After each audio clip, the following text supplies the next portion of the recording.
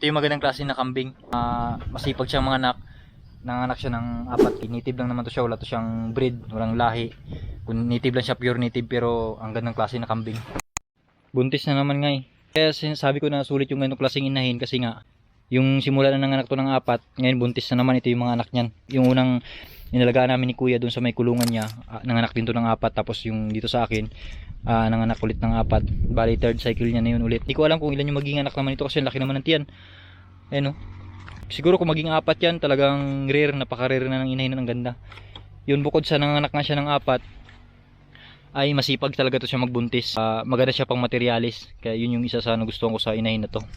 Kung paano natin sila i-kondisyon kapag patapos ng mga anak, para mabilis nga sila magpaasawa. Ginawa ko rin yan ng video, pwede nyo panoorin. Step by step sa aking YouTube channel yan, sa video na ginawa ko, yung pamamaraan ko. Dalawa to sila, yung isang inahin, 3 yung anak. Same area ko lang sila nabili to. Ito nanganak ng 4. Kaya magandang klaseng pang materialis na inahin. Ito yung anak ng brown na yun, yung 3. 3 to sila, isa, dalawa, yung isa nandun. Ito yung isa. Ayan, 3. Isang inahin lang din yan, yung brown na yun, oh. Isang inahin lang din yan. 3 yung anak. Kaya pag may ganitong klase tayong kambing, talagang panalo talaga siya, nanganak siya ng ganun. Sulit yung ating paghihintay. Gagawin ko yun ng content. Saan ako nakabili ng ganitong klaseng inahin sa same area. Sa tropa ko lang din yun, dyan sa may Tabod. May mga kambingan din siya. Doon ako nakabili ng materialis na to. Yan, oh. Ito yung isa sa anak ng 4 na yun, sila yung inahin ng anak ng 4. Ito yung isang turiti na, yung dalawang lalaki kasi dalawang babae.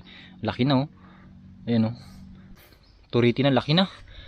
Kaya talagang paasawa na rin siya yung inahin na yun. Tsaka nakakondisyon din kasi yung katawan. Yung pamaraan na ginagawa ko sa pag-aalaga ko ng kambing, pwede nyo panoorin niya kasi ginawa ko niyan. Yung ginagawa kong content sa may YouTube channel ko about sa pagkakambingan, lahat yan na experience ko. Talaga effective para sa akin. Hindi ko naman sinabi na magiging effective din sa inyo, pero personally nasubukan ko yan, kaya pwede nyo rin panoorin. Kapag halimbawa nga na yung inahin natin, 3 yung anak, 4 yung anak, or mahina yung sustain ng kanyang gatas, kahit hindi makadidi sa inahin, maka-survive natin to na sa pamamagitan ng birth tray, ay na-survive natin to sila kasi 4 nga sila. Pero ayun, pwede nyo panoorin sa akin YouTube channel.